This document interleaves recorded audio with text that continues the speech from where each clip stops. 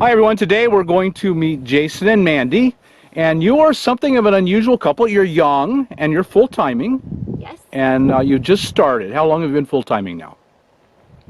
We have been full-timing for almost 2 years, but the first year we lived in the driveway of our house while we got the house ready to sell and kind of made routines with the kids living in the camper and everything, just to practice and make sure that we could do it and not hate each other.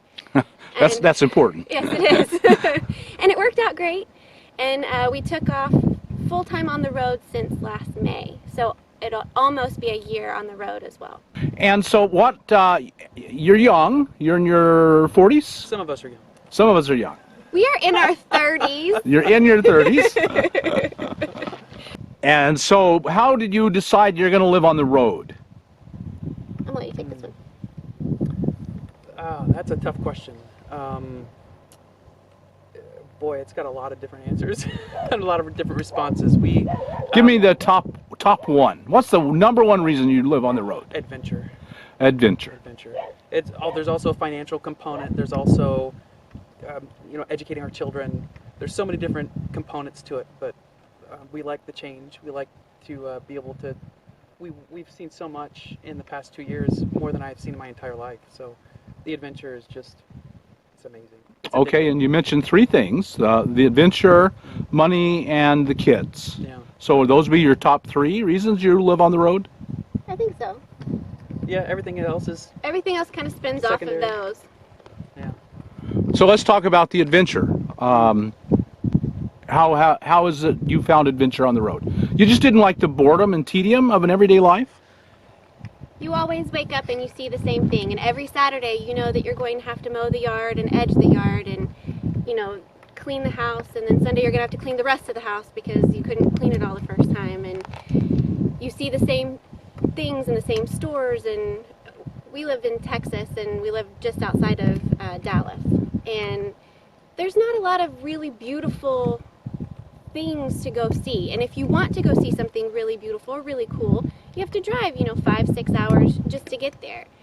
And we wanted something else.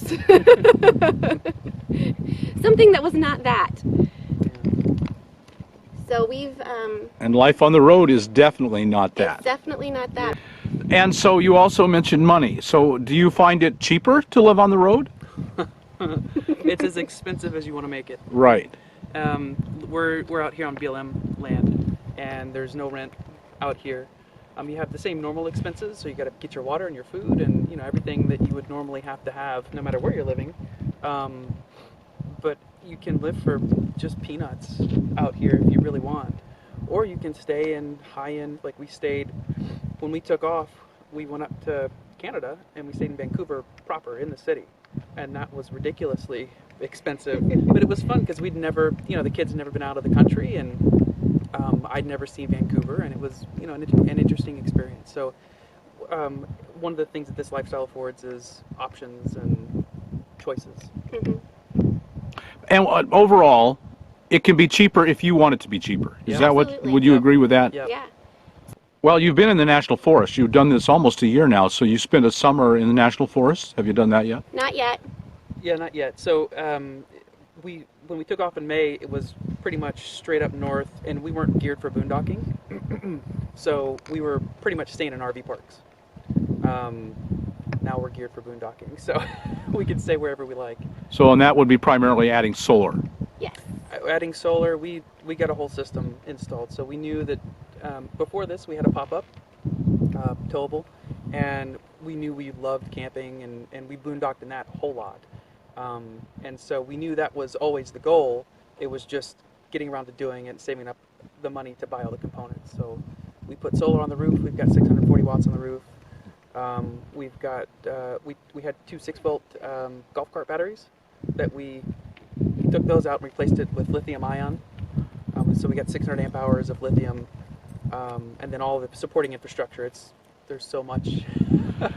So how has that worked for you, the lithium? Have you been pleased with that? It's Wonderful. just crazy. It's hard to express because we were so used before this to boondocking as, kind of roughing it, even though we had a pop-up with a nice bed in it.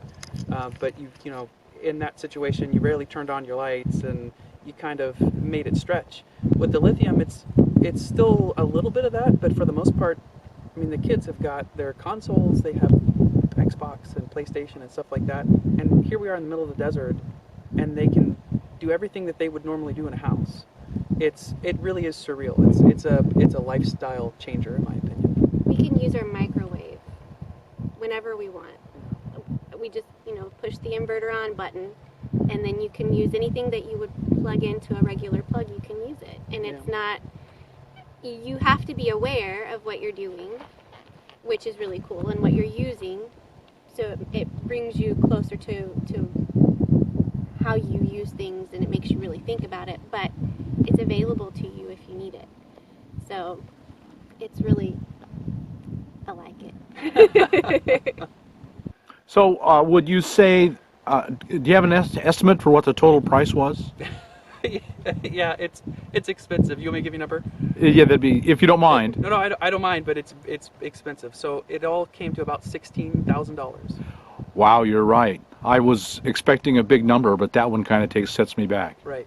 It's a lot. Now, you have to understand that we had nothing, so we had to get all of the panels. We had to get all of the new batteries, everything. We also bought a new generator, which was part of it. And we require a lot of power. That's the other thing, is we've got 3 kids with us, so to power all of their stuff, it's a big investment.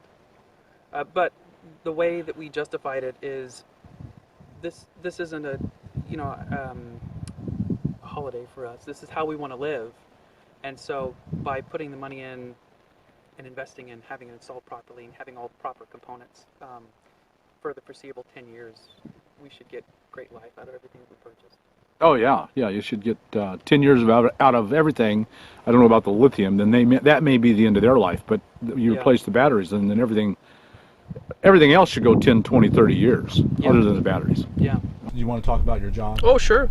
In general, if you can find online work, and it's not terribly difficult to do, but if you can figure out how to work online, this is perfect lifestyle for that, as long as you have cellular signal to do your job, whatever that entails. Me specifically, I work in information security. It sounds real fancy. I do a lot of I break into computer systems. That's kind of my main bread and butter, but I basically work in Excel all day long and try to get things fixed.